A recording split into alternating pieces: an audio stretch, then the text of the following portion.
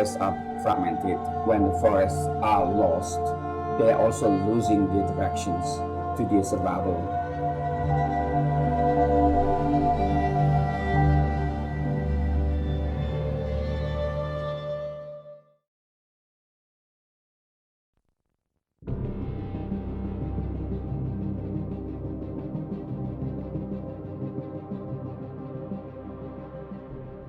Forests are homes to many wildlife, including orangutans. Orangutans in Sumatra are depending so much on the forest. Without the forest, orangutans cannot survive. Unfortunately, these forests are shrinking for many expansion of illegal activities, and including legal activities such as encouragement and agricultural development for plantations.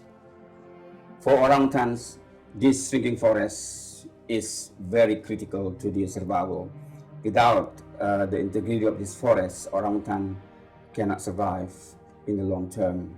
And that orangutan needs forests, they need trees, and these trees provide so much for orangutans, including food and the place they roam and they rest and they sleep and they survive. At the same time, the forest not only provide services for wildlife, but also for human beings, for people who lives around the forests and even far from the forests, for the water supply, for the carbon sequestrations and the climate change protections. Actually, the forests provide so much for the life of human beings. Unfortunately, the forests that actually the habitat of many wildlife need help from our humanity, from our civilizations, in order to make our life coexist with wildlife, plants, forests, and humans.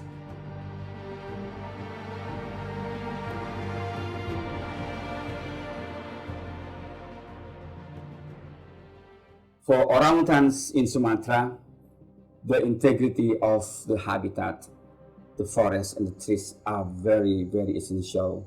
When the forests are fragmented, when the forests are lost, they are also losing their directions to their survival. When they are losing the trees, they lose the food for them to survive and for them to rest on the nest every night, every day they make to eat, to rest, and to actually help the baby to sustain and survive.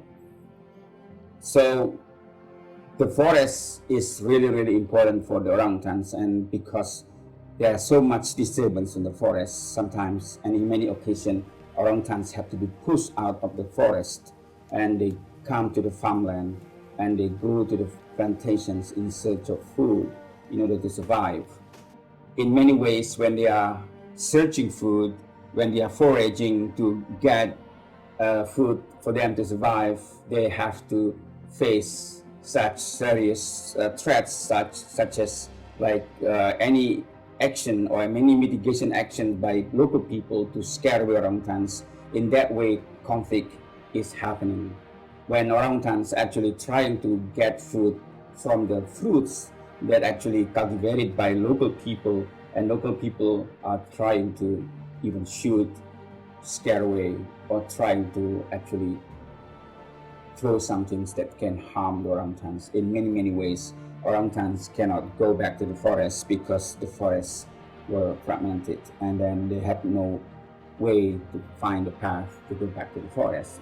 And in that case, our team is always on the front line to see and to check and to observe these lost orangutans populations, and then they actually trying to provide help and assistance so orangutans can go back to the forest into safety.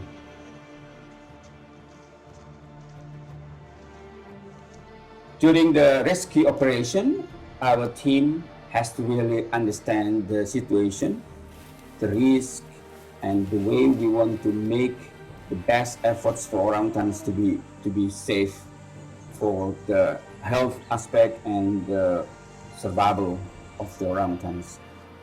In the rescue operations, the orangutans are the priorities to be safety. In many ways, our safety, the team's safety, is the second priority.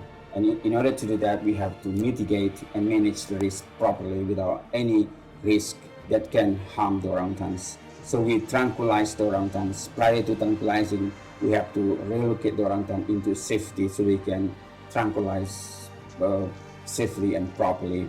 And then we have to set net. Then we have to make sure that orangutan falling down into safe area without actually touching the ground so hard. And in many ways, this is very risky operation for orangutans. And then when orangutans actually falling down, we have to check the health of orangutans thoroughly to ensure the orangutan is surviving and in a good health. And then we bring orangutans into the forest area where they can roam freely and safely. But we must check as well the release site is safe for orangutans and not disturbed by human activities such as illegal logging and hunting and poaching.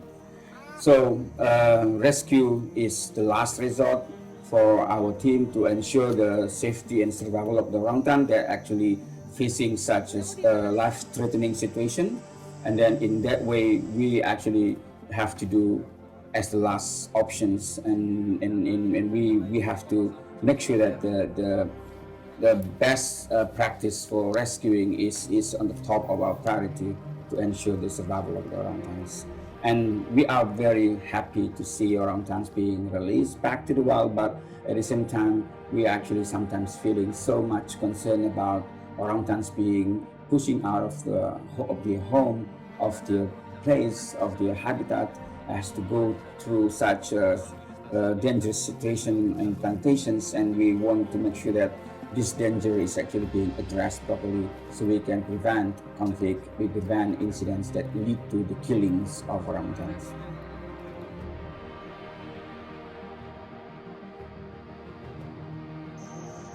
Securing the habitat is really important for the survival of orangutans and other wildlife. Without the habitat, they cannot sustain their life. And in order to do that, our team on the ground has to do many things to secure the habitat, including the planting activities in order to restore the degraded forest. In order to do that, we have to work with local people. We have to develop such capacity building for local people. We have to do many ways, including the nursery preparations, collecting seeds, and then planting activities that has to be led by local people.